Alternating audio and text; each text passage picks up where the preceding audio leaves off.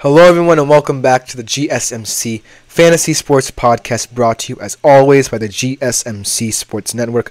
Hope you guys enjoyed that first segment. I enjoyed really breaking down who could be the next big thing at respective positions. And we definitely have another exciting fantasy football segment for you guys as I answer some burning fantasy football questions. But before we get into that, I do want to remind you yet again that if you do feel so inclined to consider leaving a tip or donation at the link gsmc.cloud, it is hugely appreciated by all at the network, especially me and my fellow podcasters. Also, if you have any burning questions, comments, or concerns, you can leave them there as well, and they will be answered and addressed at the beginning of the next episode. But without further ado, let's jump right into the second segment of today's show, and it is some of the burning fantasy football questions some of you might have. Are you a little bit anxious going into this fantasy draft? And the answer to that question could be yes, because, like I said before, it is such a volatile market right now where you might be considering overvaluing certain position groups, even certain teams you might be considering overvaluing just due to their depth, their experience, no matter what. And I'm willing to present to you new cases to some of these questions, because I want to dispel some notions that you guys might have that could prevent you from taking huge risks that might not help you down the road in terms of fantasy. So without further ado, let's jump right into it.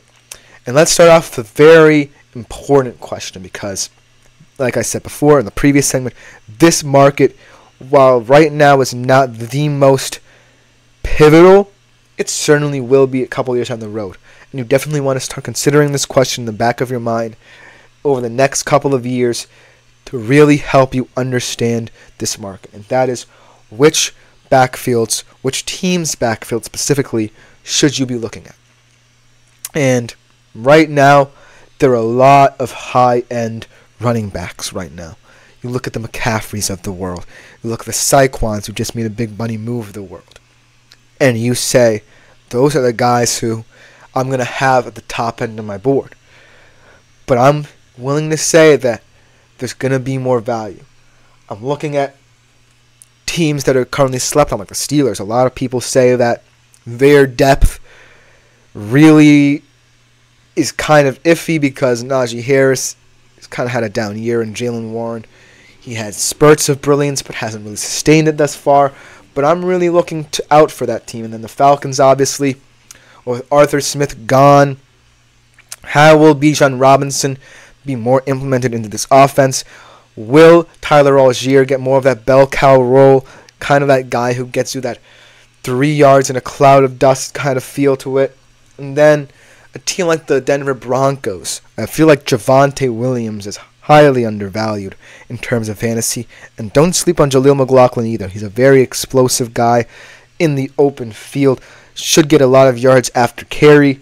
And I'm really looking forward to how some of these teams, specifically when you're looking at their skill position groups, should be evaluated. I think it's very helpful to maybe go through some teams that have some underrated players, undervalued players, and get a list of about 4 or 5 guys, especially in markets that you know will immediately have like these short bursts of runs in different draft rounds, and make a kind of a safe list of guys that you can look at and be like, okay, this guy can definitely be here, but another guy from this team could also be there as well. So you want to have options.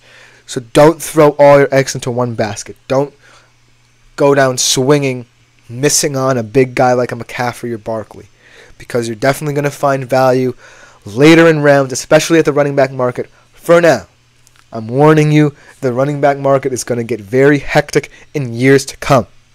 But when I look at these young running back rooms, I definitely see different ways you can take advantage of what each has to offer. Now, another position group and another kind of question that a lot of people will ask, especially because of how deep these draft classes have been getting, is which rookie wide receivers to value. Especially in a draft class that, while definitely not the best in terms of like top-end talent, let's say, it certainly is a very deep class. And I feel like a lot of players will highly covet guys like Marvin Harrison Jr., Malik Neighbors, maybe even a guy like Brian Thomas, as they're going into like these very weird groups where they'll be highly seen as at least the number 1 or 2 wide receivers on that team. They immediately shore up areas of concern for the respective teams. But looking at the latter stages of the first round and the early stages of the second round in terms of the draft, there are some second-tier guys here who really are intriguing. For example, I really think a lot of people are sleeping on a guy like Ladd McConkey. Ladd McConkey goes immediately into an LA Chargers room that does not have a designated number 1 wide receiver just yet. They lost a lot of depth. They lost Keenan Allen. They don't really have a guy that pops in immediately. Josh Palmer, maybe. Jalen Guyton, I think he's gone. So now Ladd McConkey comes in, and while he's certainly not a guy who is going to extend the field vertically and might not be as polished of a route runner as other players in this draft, I do believe that he immediately makes things a little bit easier for Justin Herbert, because I feel like Jim Harbaugh wants to simplify that offense, get Justin Herbert to throw the ball more quickly, and Ladd McConkey is that kind of player. He has good hands, he has decent speed, and he can make things happen. And then I look at a guy like Keon Coleman, who's in a similar situation where he also has an excellent quarterback, but they have questions at the wide receiver position. They don't have a cemented number 1. They have a mixture of role players like Khalil Shakir and Curtis Samuel outside of Keon Coleman. And I love Keon Coleman because his catch radius is brilliant. Josh Allen, his big thing is that he wants to limit turnovers, and I think Keon Coleman does a great job of that, because Josh Allen can just put it up knowing that Keon Coleman's catch radius has a great chance to allow him to make a lot of contested catches, and that's what I believe the Buffalo Bills offense is going to be predicated on. Yes, they want to simplify it a little bit. We saw it last year when they used more screen game, but I really think that Keon Coleman should not be underestimated in terms of his prowess as a receiver, especially in the department of hands and catches if you are in a PPR league as well. And lastly, I look at Xavier Worthy. Huge fan of him, huge University of Texas fan, so I watched a lot of what he did for that team. Just adds speed and verticality to a Kansas City Chiefs offense who has Patrick Mahomes, who knows what it's like to have a guy like that. He had him in Tyreek Hill for many years. Now Xavier Worthy comes in potentially as a solid replacement for this squad, and immediately varies this offense, allows Andy Reid to get more creative in terms of play calling in the open field, doesn't limit them as much, and so Xavier Worthy, I feel like, should be going, say, at least late second round, early third round in terms of fantasy draft, because he could be a star for the Kansas City Chiefs. But then, let's transition from the other quote-unquote receivers, like they did in the receiver when they included George Kittle at the tight end position. Let's talk about the tight ends. You're probably sick to death of me talking about tight ends, but it's the group right now that a lot of people are focusing on because of the fact it's just getting deeper and deeper. You're not just looking at Kelsey, George Kittle, Andrews, and those guys on this Mount Rushmore of tight ends. You're looking at guys like Laporta, McBride, these young guys who really are on the precipice of creating this narrative around these young tight ends that cement the reputation as guys who can truly take over, because you need depth when you are in fantasy drafts. You don't want to be going, oh, woe is me if you miss out on top level talents. You want a guy who you know is going to be like, okay, I'm going to get there. So, that being said, the question still remains, which path do you take? Laporta or Kelsey? Which generation do you trust more? And right now, I'm actually going to tell you, I'm going to stick with Kelsey. I'm going to stick with the Kelsey generation. Because A, they're still in the league. B, they make deep runs. And C, they have quarterbacks who can get them the football and are in systems that predicate themselves on tight ends being just as active as wide receivers. You look at Travis Kelce and Patrick Mahomes.